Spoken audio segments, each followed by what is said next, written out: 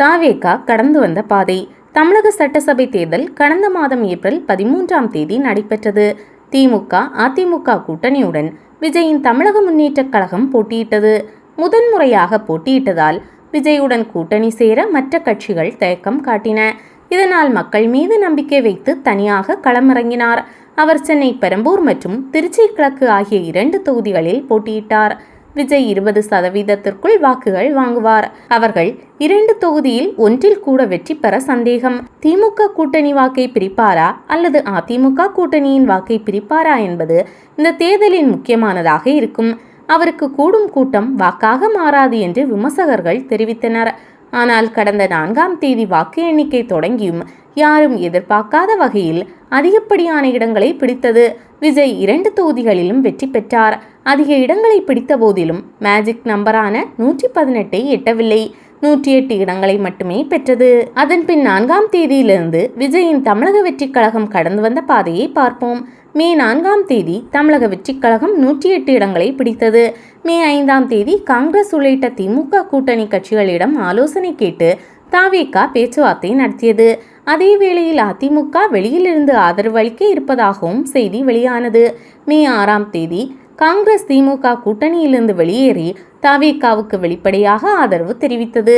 இதனைத் தொடர்ந்து ஆளுநரிடம் ஆட்சி அமைக்க உரிமை கோரினார். ஆனால் ஆளுநர் ஆட்சி அமைக்க அழைப்பு விடுக்கவில்லை. இதற்கிடையே தாவேகாவுக்கு ஆதரவில்லை என அதிமுக தெரிவித்தது. விசிக, கம்யூனிஸ்ட் கட்சிகள் உயர்மட்ட குழுவை சந்தித்து ஆலோசனை நடத்தி முடிவை அறிவிப்போம் என தெரிவித்தது. இதனால் தாவேகாவுக்கு ஆதரவு கிடைக்காத நிலை ஏற்பட்டது.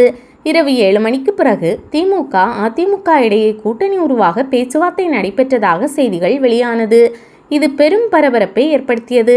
ஆனால் திமுக தலைவர் ஸ்டாலின் இதை மறுத்தார். மே 7ஆம் தேதி தாவேகாவால் ஆட்சி அமைக்க முடியுமா என்ற கேள்வி எழுந்தது. ஆனால் விஜய் எதற்கும் பதிலளிக்காமல் மௌனமாக இருந்தார். கட்சி தலைவர்களுடன் தீவிர ஆலோசனை நடத்தினார். முக்கிய முடிவு எடுக்கப் போகிறேன் என்று ஸ்டாலின் தெரிவித்தார். 2 நாள் காத்திருங்கள் என்று எடப்பாடி பழனிசாமி தெரிவித்தார்.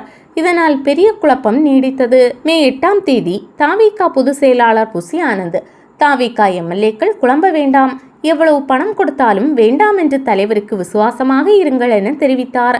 இதற்கிடையே கம்யூனிஸ்ட் கட்சிகள் இன்று மதியம் ஆலோசனை நடத்தி வெளியிலிருந்து ஆதரவளிப்பதாக தகவல் வெளியானது.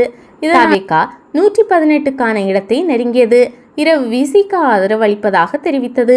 இதனால் 118ஆக உயர்ந்தது. விஜய் 2 இடத்தில் போட்டியிட்டதால் ஒரு இடத்தை கழிக்க வேண்டும்.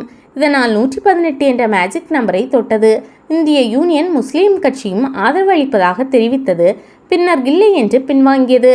இதனால் 9ஆம் தேதி விஜய் முதல்வராக பதவியேற்கலாம் என தகவல் வெளியானது. ஆனால் ஆளுநர் மாளிகை அதிகாரப்பூர்வமாக அழைப்பு விடுக்காமல் இழுத்தடித்தது.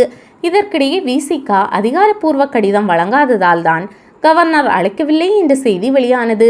இந்த குழப்பத்திற்குள் இரவு 9 மணி அளவில் திடீரென திருமாவளவன் திமுக தலைவர் மு க ஸ்டாலினை சந்தித்தார். விசிக முடிவு குறித்து திருமாவளவன் மௌனம் காத்து வந்தார். இதனால் 116 என்ற எண்ணிக்கையுடன் தாவேகாவுக்கு மெஜாரிட்டி கிடைப்பதில் சிக்கல் ஏற்பட்டது. அதே வேளையில் விடுதலை சிறுத்தைகள் கட்சியை சேர்ந்த சிந்தனை செல்வன் வன்னியரசு விசிகாவுக்கான காலம் என சமூக வலைதளத்தில் பதிவிட்டிருந்தார். இது தாவேகாவின் ஆதரவை உறுதிப்படுத்துவதாக இருந்தது. இருந்தாலும் விசிக அதிகாரப்பூர்வ கடிதத்தை அனுப்பாததால் குழப்பமான நிலை ஏற்பட்டது. இதற்கிடையே அமமுக வேட்பாளரின் ஆதரவை மோசடியாக பெற்றதாக டிடிவி தினகரன் பரபரப்பு குற்றச்சாட்டை முன்வைத்தார். இது தொடர்பாக ஆளுநரையும் சந்தித்தார். இதனால் 8ஆம் தேதி ஆளுநரிடமிருந்து அழைப்பு ஏற்க முடியாமல் போனது. 9ஆம் தேதியான இன்று காலை விசிக தனது முடிவை அறிவிக்கும் என எதிர்பார்க்கப்பட்டது. ஆனால் விசிக காலை அறிவிப்பை வெளியிடவில்லை. மாலை 4 மணிக்கு அறிவிப்பை வெளியிடுவோம் என்று அறிவித்தது. சுமார் 4:30 மணியளவில் ஆதவர்ஜுனாவிடம் ஆதரவு கடிதத்தை விசிக வழங்கியது. அத்துடன் இந்தியன் யூனியன் முஸ்லீம் லீகும் ஆதரவு கொடுத்தது. 120 என்ற எண்ணிக்கையுடன் மாலை 5:45 மணியளவில் கவர்னரை சந்திக்க சென்றார்.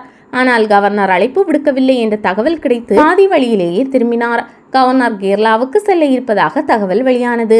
இதனால் இடதுசாரி கட்சிகள் உள்ளிட்ட கட்சிகள் கடும் கண்டனம் தெரிவித்தனர். பின்னர் 6:30 மணிக்கு சந்திக்க நேரம் வழங்கினார். அவர் ஆதரவு கட்சி தலைவர்களுடன் ஆளுநரை சந்தித்தார். சுமார் 1.5 மணி நேரத்திற்கு மேலாக ஆலோசனை நடத்திய நிலையில் விஜயை தமிழக முதலமைச்சராக நியமிப்பதற்கான ஆணையை ஆளுநர் அர்லேகர் வழங்கினார். இதனைத் தொடர்ந்து நாளை காலை 10 மணிக்கு விஜய் முதல்வராக பதவியேற்கிறார்.